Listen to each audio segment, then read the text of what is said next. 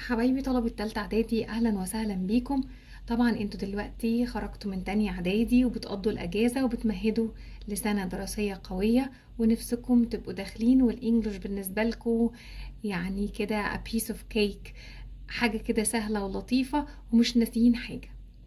طيب المعاصر عمل لنا كتاب جميل جدا.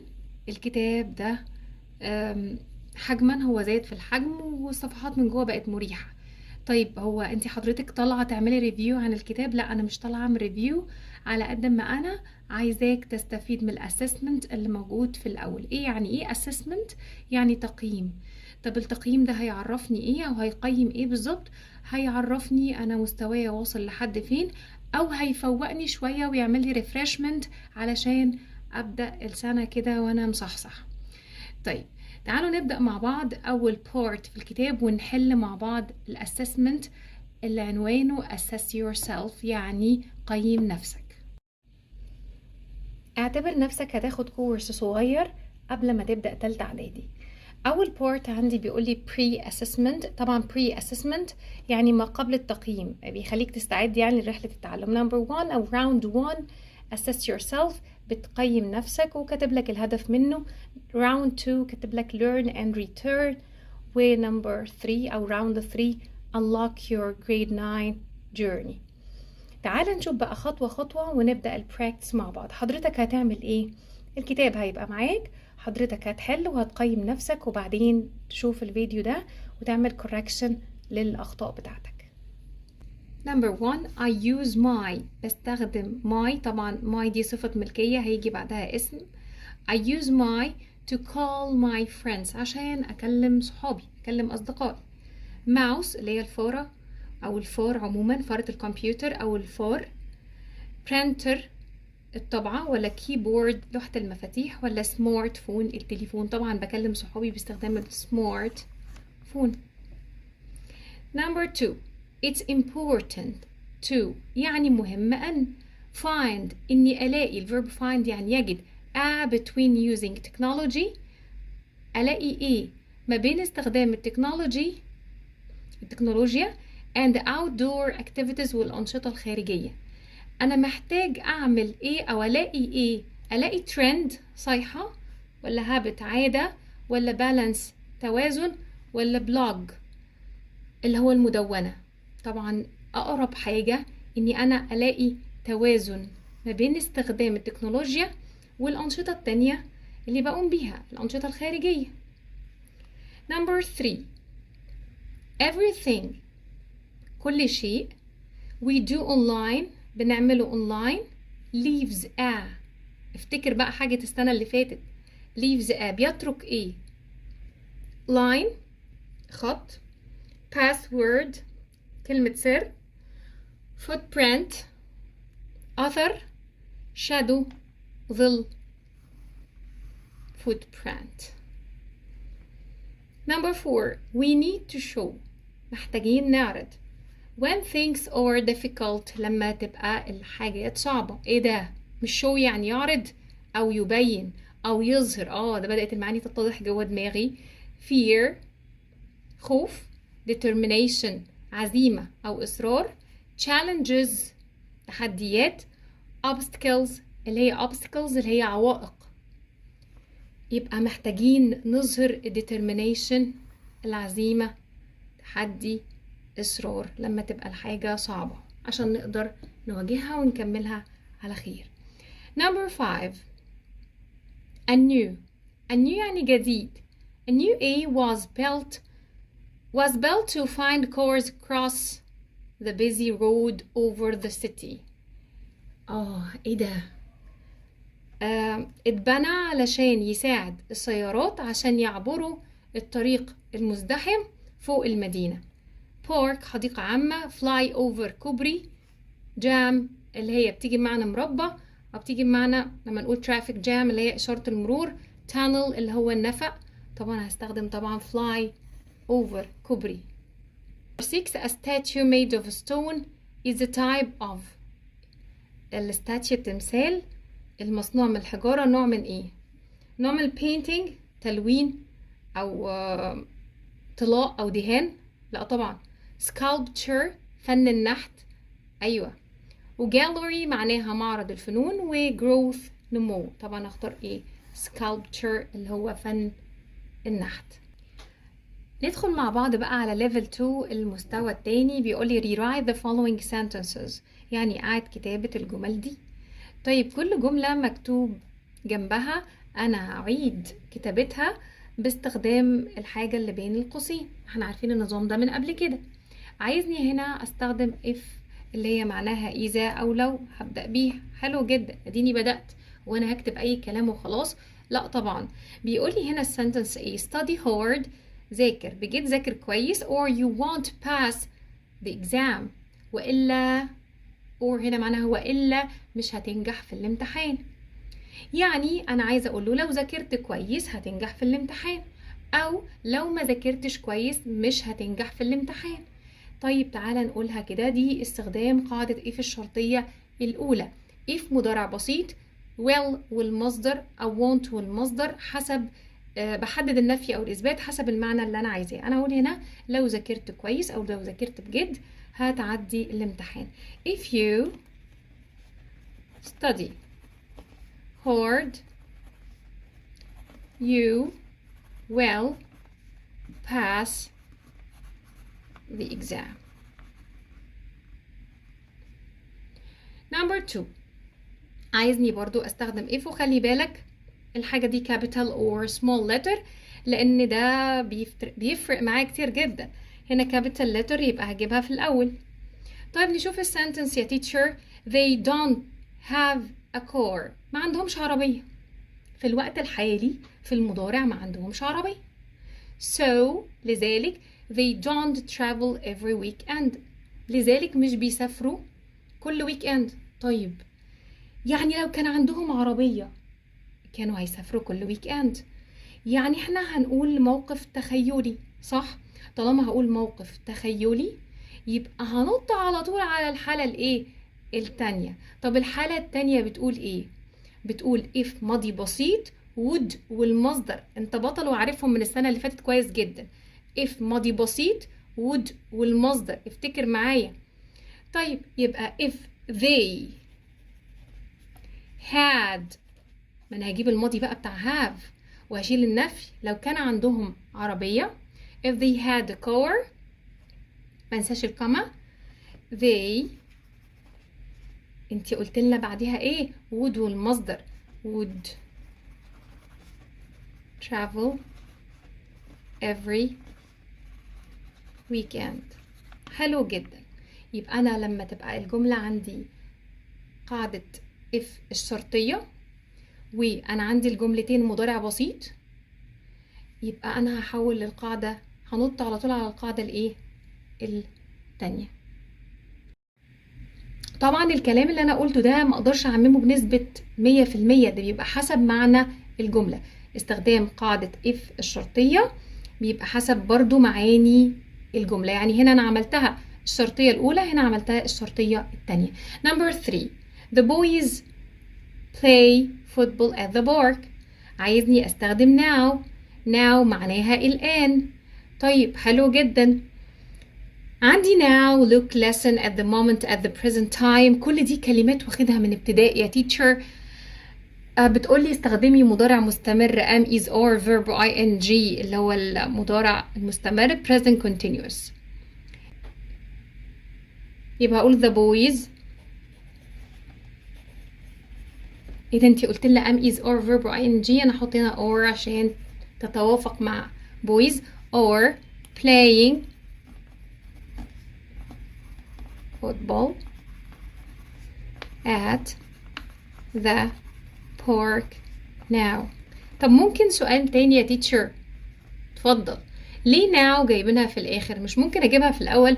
لأ، بجيبها في الآخر هنا عشان هي small letter. لو كانت capital letter كان ليها صرفة تانية، جيلي في أول الكلام. Number 4، عمر feeds the birds in the morning، يعني عمر بيطعم الطيور في الصباح. جايب لي كلمة look يعني انظر. teacher انت لسه قايلة من شوية حاجة شبه كده. look من الكلمات الدالة على المضارع المستمر، يبقى نقول look عمر is feeding the birds in the morning. حلو جدا، مضارع مستمر على طول. طيب number 5. This is a very interesting book. ده كتاب شيق جدا. عايز نستخدم the most.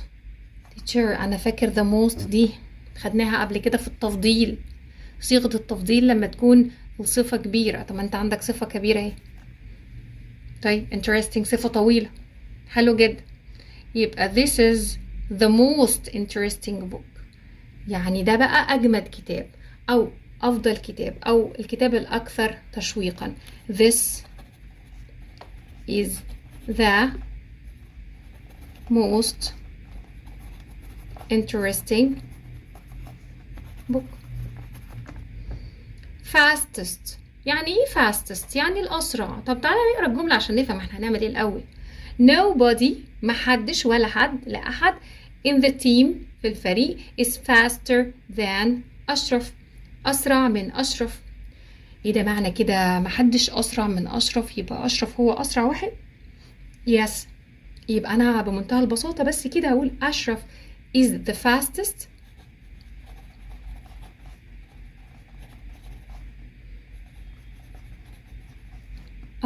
in the team في الفريق.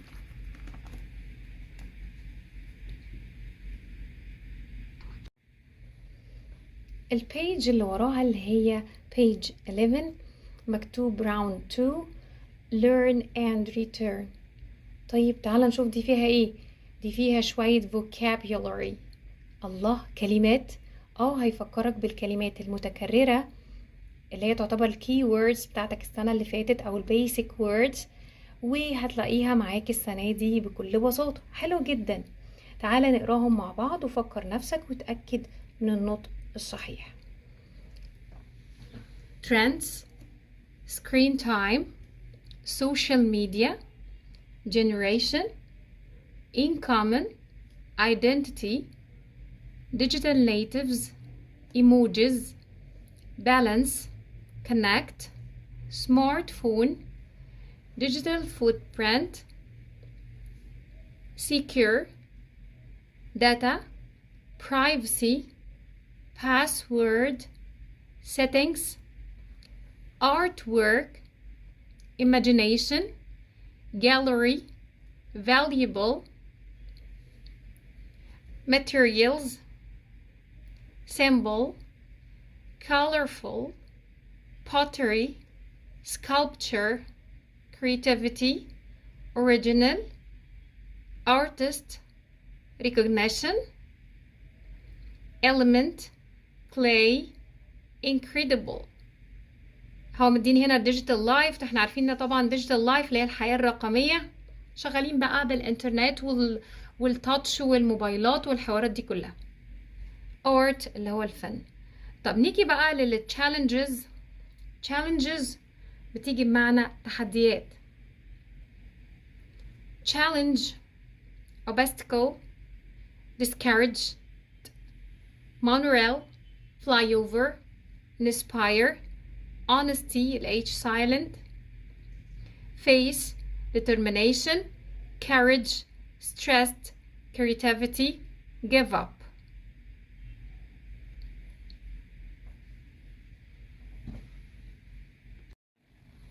هعمل تشيك معاك على البارت ده. بيقول لي learn and return برضو، وبيقول لي the present continuous tense اللي هو زمن المضارع المستمر. وانا شغاله من شويه قلت لك مضارع مستمر يعني حدث مستمر لم ينتهي بعد am is or verb ing. طب يا تيتشر انا بستخدمه مع الحاجات اللي بتقع لحظه الكلام، الاحداث المؤقته، وكمان بستخدمه لو انا مرتبه مسبقا. يعني ايه ده؟ ممكن استخدم ال present continuous للتعبير عن اشياء هتحصل في المستقبل بس انا مرتبه لها، زي الجمله دي I booked a ticket، انا حجزت تذكره. I'm traveling to أسوان next Sunday. مش يعني انا بسافر لأسوان، انا هسافر أسوان next Sunday. تمام. الكلمات الدالة على ال present continuous عارفينها من زمان، بنعمل تشيك عليها. now, this time، this وبعدها time اي وقت يعني توقيت. at this moment او at the moment عموما. look at present و listen ونشوف بعد كده بقى ال if conditional، قاعدة if الشرطية الأولى.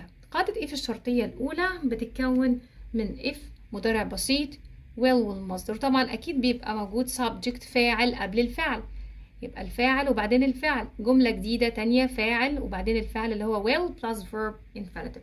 don't forget the comma. بستخدم الكاما طالما if جاية في البداية. لو if جاية في نص الكلام بشيل الكاما خالص. جايب لي هنا example حضرتك بتذاكره. the second 1 second conditional، قاعدة if الشرطية التانية. طبعا احنا قلنا السنة اللي فاتت ان احنا نقدر نستخدمها للتعبير عن موقف تخيلي. لو كان عندي عربية كنت رحت بيها في كل حتة. معنى كده في الوقت الحالي انا ما عنديش عربية. if I had a car I would go everywhere. if I were a millionaire، لو أنا كنت مليونير I would help people، كنت ساعدت الناس. موقف تخيلي في المضارع، هو حالته في المضارع لسه ما بقاش مليونير بس تخيلي بيتمناها ما إلى ذلك. طبعا هو ما ادكش القاعدة الثالثة. هتقولي ايه ده، هو احنا عندنا قاعدة ايه في الشرطية الثالثة؟ طبعا هنبدأ بيها ان شاء الله في ثالثة اعدادي، واعتبر ده كورس بيفكرك بالقديم. ادخل على superlatives اللي هي بسميها superlative degree، ودي درجة من درجات المقارنة، ولكن المقارنة ما بين فرد ومجموعة. تمام، اسمها superlative صيغة التفضيل. ساعات بيجيلي صفات قصيرة احنا عارفينها، زي مثلا اقول for example tall short وهكذا. طيب صفات قصيرة بحط ذا والصفة و est لما احطها في صيغة التفضيل. صفة قصيرة مقطع واحد ذا والصفة و est. طب اكتر من مقطع ايه ده بقت اسمها long adjective. صفة طويلة يبقى مش هقدر احط لها ال est عشان هتبقى صعبة كده في قرايتها وغريبة. طيب امال بعمل فيها ايه؟ بحط قبلها the most او the least. يعني ايه the most؟ the most يعني الاكثر، the least يعني الاقل، عشان ازود وانقص في الصفة براحتي. حلو جدا. تعالى ناخد الاكزامبل ده سريعا. the lion is the most dangerous animal in the zoo.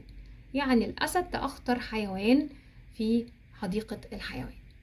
معايا هنا بقى بيقول لي انا مديكي 4 اسئلة تشوز عشان تختبرك، وطبعا ده نوع من انواع الاسئلة اللي موجود في الورقة الامتحانية بتاعة تالتة اعدادي. دنيا بسيطة وظريفة جدا. Number 1 we can see many different in a gallery. many different، many يعني كتير او عديد، و different يعني مختلف. in a gallery معرض الفنون. بنشوف ايه بقى؟ artworks أعمال فنية، hobbies هوايات، socks جوارب، و desks ديسكات. طيب أنا هختار إيه؟ artworks اللي هي أعمال فنية. number 2 a or an is a road، هو طريق that passes over بيبقى فوق another road، فوق طريق تاني. on a bridge على الكوبري. طبعا ده بسميه fly over، ممكن أقول عليه برضو كوبري. tunnel معناها نفق، وريل اللي هو السكة الحديد، وisland جزيرة، وخلي بالك الاس silent. أدخل على number 3 the suffix. الله، هو يعني ايه suffix؟ فكرينا كده. suffix معناها لاحقة. اللاحقة دي مجموعة من الحروف بتيجي في آخر الكلمة. the suffix a changes the adjective بتغير الصفة. creative معناها مبدع، مش كده؟ into a noun. بحط ايه creative عشان نحولها لnoun، يعني مبدع تبقى إبداع، يبقى creativity ity. number 4 the antonym of the word agree. عكس كلمة agree. هو agree يعني يوافق، مش كده؟ أو يتفق. عكسها accept معناها يوافق، لا طبعا. save معناها ينقذ أو يوفر أو يحفظ، لا طبعا. refuse يعني يرفض، يعني يرفض. scare يعني يخيف، طبعا refuse. وخلي بالك agree ليها opposite تاني اسمه disagree، بنحط له البريفكس this في الأول.